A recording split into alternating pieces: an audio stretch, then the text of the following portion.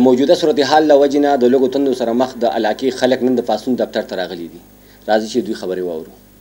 بس صاحب وروره بار ته چې راوځو پولیس نه پرېږدي او وروره کارونه مارونه نشته وروره او په کور کې راته واړه بچي جاړي وروره 4-5 ماشومان اوري هغو له زموږ کله ماښام له هم درې زغ درک نشته دا 3-4 ورځ ده. دغه شان نار ناست یو د عمران خان پیسې به کله راځي چې موږ ته زموږ دا کاروبار ازاد کړي نو دغه غټه خبره ده چې موږ الله په خپلو لاسو خپو دا محنت کوو نو دغه هم ښه ده نو نه هغې ته پرېږدي او نه رال نور څه دغه راله کوي.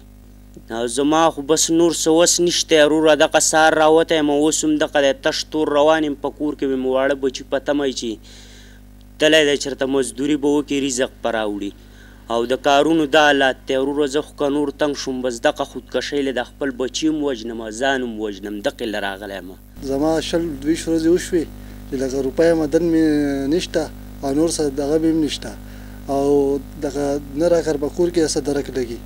زه 1500 روپۍ دیاړې کوم د هغې نه زما 15 ورځ زه په کور کې ناست یم. اخر زما خو د تپوس هېڅ څوک هم نشته بغیر د خدای نه خو زه د مشرانو ته دا عرض کوم چې دغه نه چې عمران خان به موږ سره 12,000 روپۍ امداد وکړي نو هغه به زموږ 3 او 4 میاشتې هغه 12,000 روپۍ په کورونو کې پرتې د ډوډۍ محتاج دي ماښام ته یي او سهار له نه چې سهار له یي ماښام له نه د علاقې د یو مشر په حیثیت باندې چې نن سبا موږ سره خو هېڅ اختیار نشته بهر لحاظ صرف نوم دی دا غریبان خلک به سهار تلو او ماښام له بچو له څه نه سره وړو د هغو پې ګزاره کېده. اوس د دې سره هېڅ هم نشته